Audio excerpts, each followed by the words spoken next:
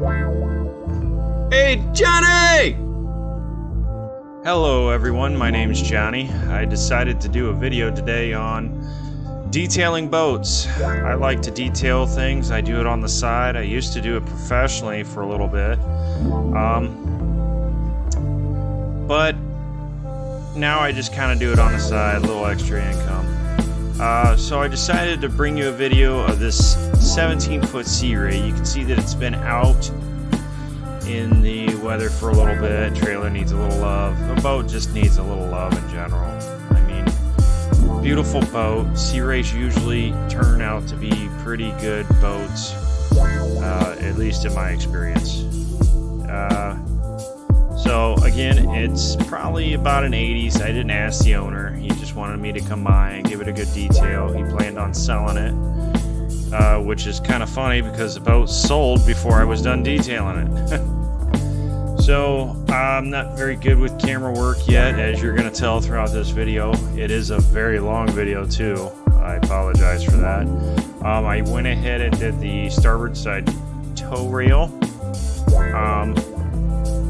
I like to tape things off that are going to absorb the compound that I'm using, like all your vinyl net. You don't want to get too close with that. I use a foam pad, you might burn it up, but you can tell on this side, on the port side, that it definitely needed a little love, and the hull is not as bad, which in my experience most hulls aren't that bad.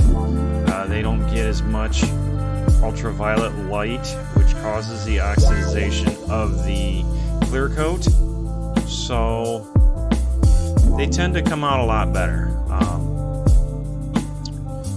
I don't want to talk through the whole video, but I am going to come in and out a little bit here and there just to kind of tell you what I'm doing and why I'm doing it. Yeah, you can see that tail rail come out really good. Look at that reflection, beautiful. Sea Rays are awesome. This boat, just, I got so excited doing it.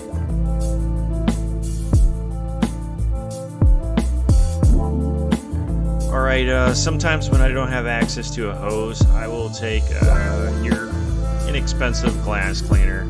I usually get Windex if I have a chance. I just happen to run out, so I stop by the dollar store and just grabbed a $1 bottle of window cleaner. I prefer to wash a boat down with Dawn dish soap. That strips away all the grime, all the bug eggs, spider doo-doo, whatever you want to call it. A lot of the scum will come off with that too. This has bottom paint on it, which you'll see me tape it off later. The reason why I do that is if you catch that bottom paint with your foam pad, one, it makes the bottom paint look terrible, it's unprofessional, and the other is it'll bring that bottom paint up and kind of buff it into the gel coat. You really don't want that. It's just not a good look. So the compound I'm using here, I like to put it on with an applicator. This is a 3M Imperial compound. I know there's other compounds out there. I've heard before people are true believers and other stuff. I just have worked with this material. It's kind of pricey, but I feel like it gives a good cut for what it is. I mean, I've worked on a lot of boats and I've not had a whole lot of issues with this compound. It seems to help a lot. So if you know of anything that you think is better, you'd like to see me try, go ahead and shoot me a message in the comments. Otherwise, I'll just continue to enjoy my 3M Imperial. Right here you'll see me using a foam pad also with my DeWalt rotary buffer. Some people prefer wool. Honestly, I got turned on to these foam pads and I haven't gone back since, at least not on gel coat.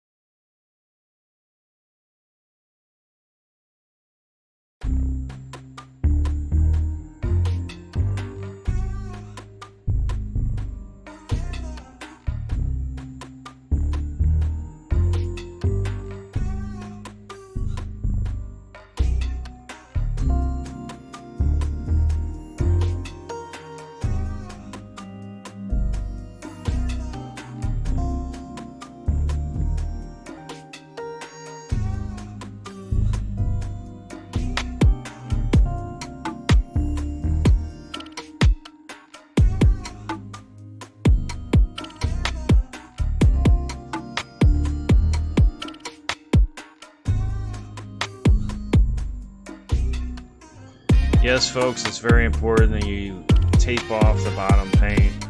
Your customers, if you're doing this, will love you for it.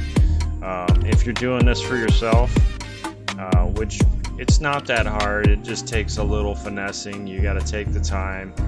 You got to actually enjoy doing it to an extent.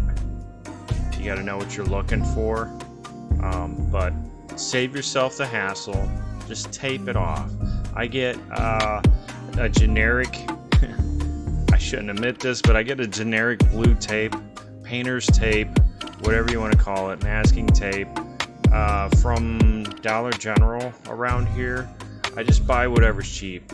I'm not trying to paint anything, I'm just trying to protect it, and I prefer to use the whitest tape I can find. Anything that'll help keep that buffer away from anything I don't want it to touch. You'd be surprised at how fast you can burn or leave marks on rubber, aluminum. That's another big thing. Any kind of aluminum, brushed aluminum, your pad hits it, it turns it a dark color, and it like buffs black into your gel coat, and it's just a pain in the ass.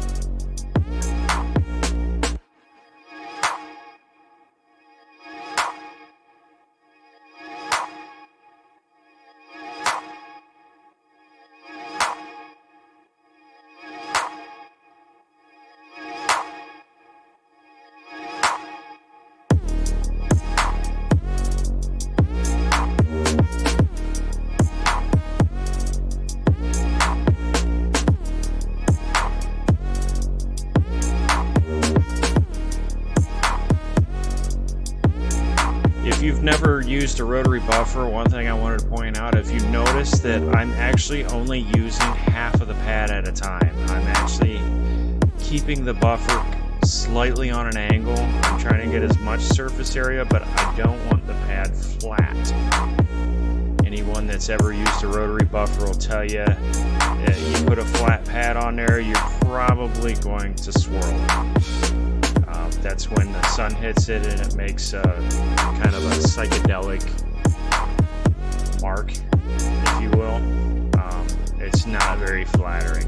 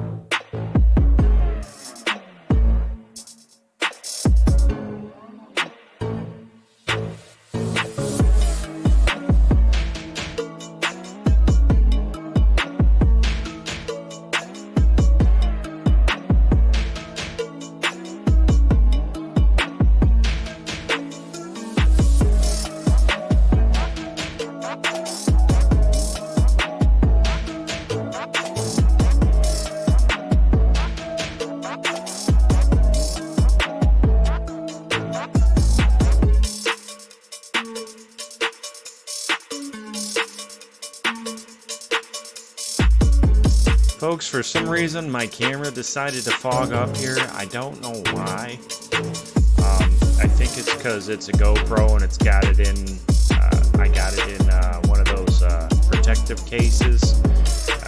I've always stored it in that, so, because I'm afraid that after I spend all that money on a camera that I'm going to break it.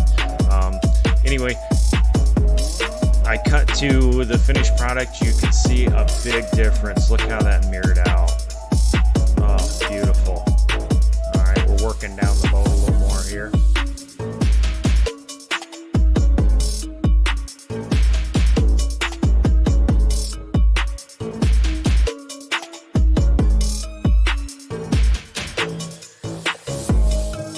One of the great things about sea rays is they're usually not thirsty. What I mean by that is they usually don't suck up the compound real fast unless you're in direct sunlight, which you really honestly should avoid buffing in direct sunlight. If you notice, I try to stay on the shaded side as much as possible.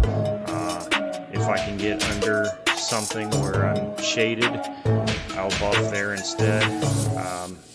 I do carry a flashlight on occasion. The other thing is I like to wear orange shirts or bright shirts. I prefer orange because I can look into the orange shirt of my reflection and actually see if I have a hazy spot or a cloudy spot, and I'll go back over that. I don't always wear an orange shirt, but I'm going to tell you right now, if you wear a brighter shirt, it's going to make it easier. Or carry a flashlight with you. I've even done this with compounding cars or buffing out cars, doing what we call paint correction. I'll use a flashlight of some sort to kind of see if there's any swirl left, anything that's very unflattering.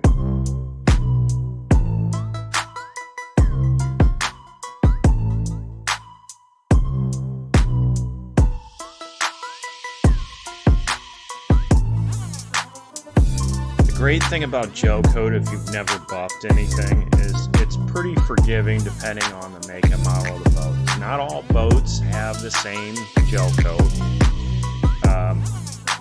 Some gel coats tend to be softer or more porous.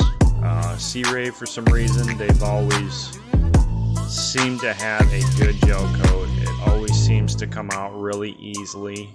There's a few other names out there, but I can't think of them right now.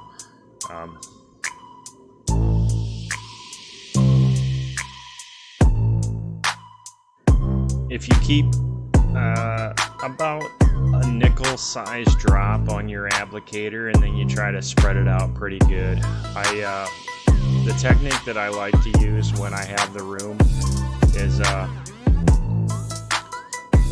I'll put a nice little section of, sorry about that, my phone just went off. A nice little section of compound in there, maybe like a 1 foot by 1 foot square. And then I'll actually drag the compound over the portion that I haven't, or I'm sorry, rather that I've already buffed. This, I just really feel like it just gives it that third dimension kind of mirrored look. And you can kind of see that in the reflection of the boat right here.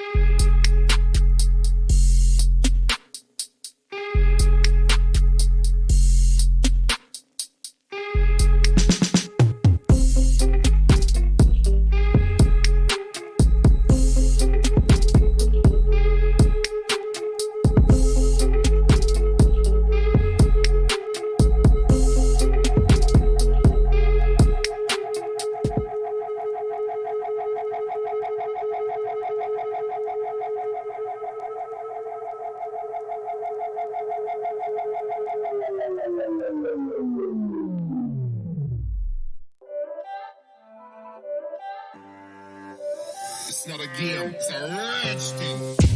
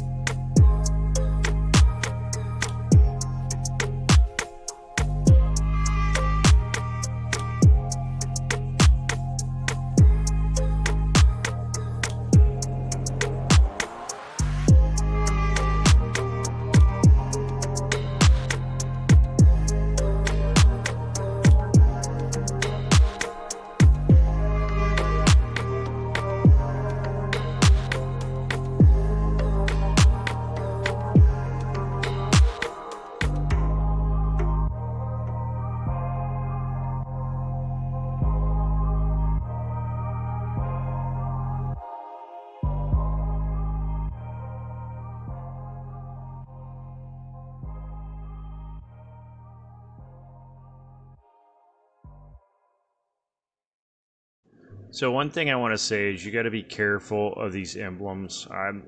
You can kind of see me checking it there, making sure that it's not loose. It's not going to pop off if I bump it. You really got to be careful around this stuff, especially on a boat this old. She's weathered pretty good. Somebody at some point took pretty good care of her, but I always take my time around emblems. I really do. You'll see me sometimes. I'll try to take the applicator and turn it on its side, kind of hand buff it, if you will, with the compound to just kind of rub in there and shine it up a little bit. Let the oils from the compound get in there. The other thing is you can notice that those diagonal squares, whatever you want to call them, are actual vinyls. So they're not actually gel coat like the other red. So the dark burgundy or whatever color you want to call that, it's not actual gel coat. It's a sticker, if you will. It's a vinyl. So you got to be careful with that also. You don't want to burn the vinyl. You can burn through that really quick. Been doing this for a while, and I've actually had it happen more or less on striping, which is underneath the red there, that big red. That's vinyl also. I've had stripes burn off on me, and trust me, it's not fun to find out that you got to replace a stripe for a customer. So just be careful.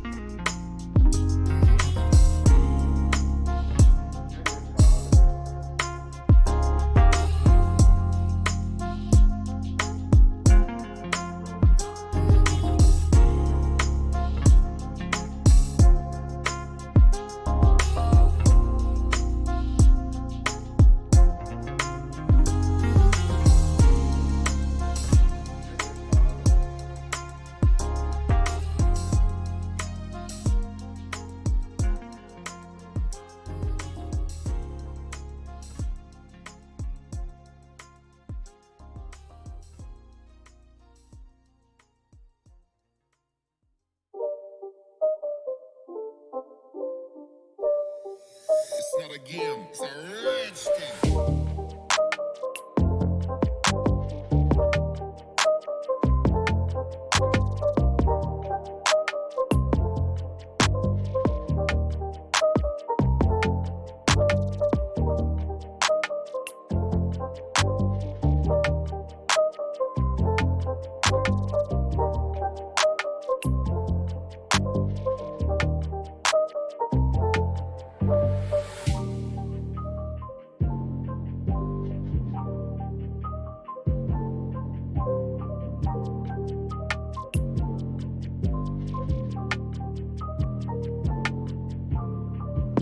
Boats are a labor of love. You gotta enjoy this stuff to an extent. I don't know what's wrong with me. I enjoy taking something this dull and shining it up and making it look beautiful again.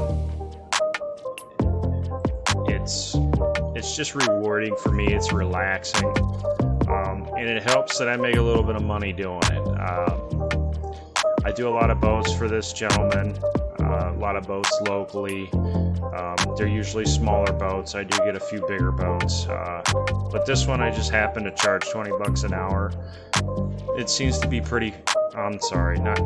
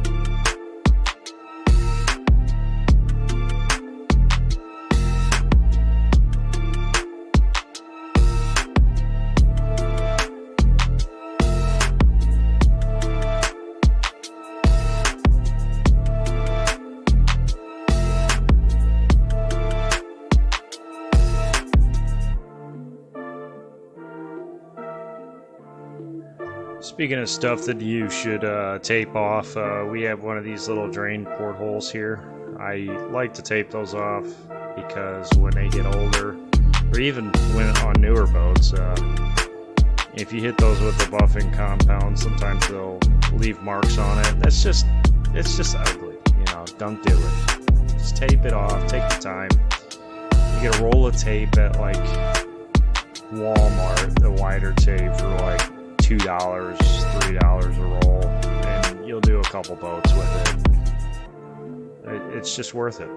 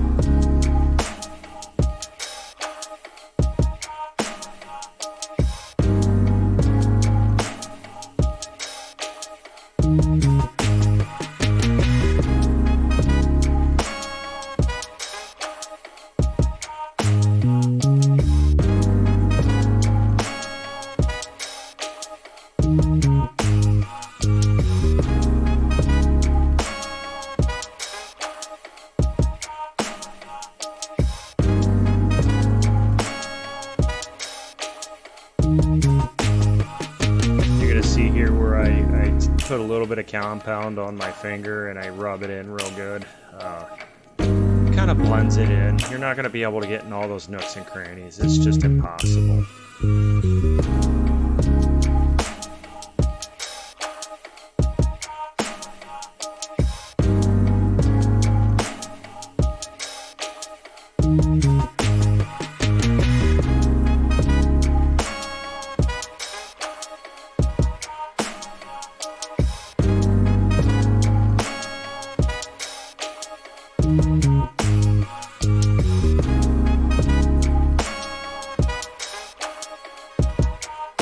So a cool thing about these older boats is their non-skid isn't really non-skid.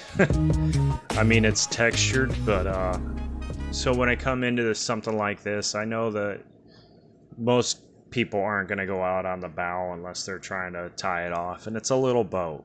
I mean, I doubt anybody's going out there, but so I like to buff the non-skid out. It's like I said, it's not really non-skid, but you can kind of see the reflection of it later on. So we're going to start working on the tow rail bow portion of this on the port side.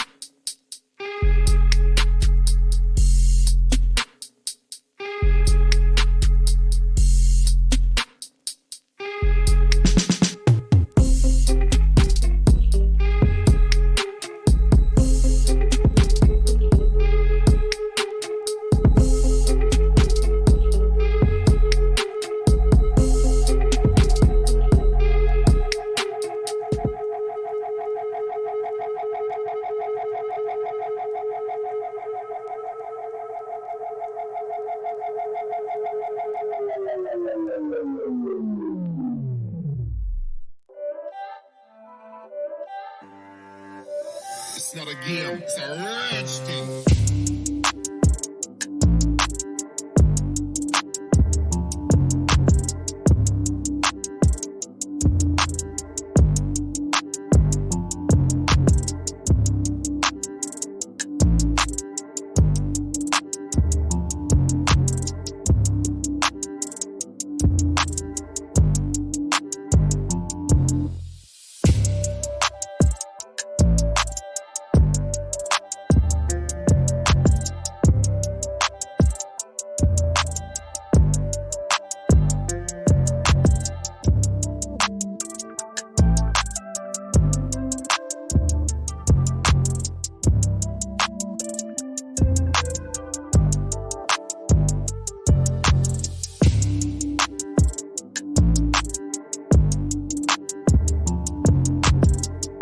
That was nice to have a little visitor. Give me a little break there. Yes, I did change my clothes. This is the next day. I ended up having to take off to go take care of some business. So, there's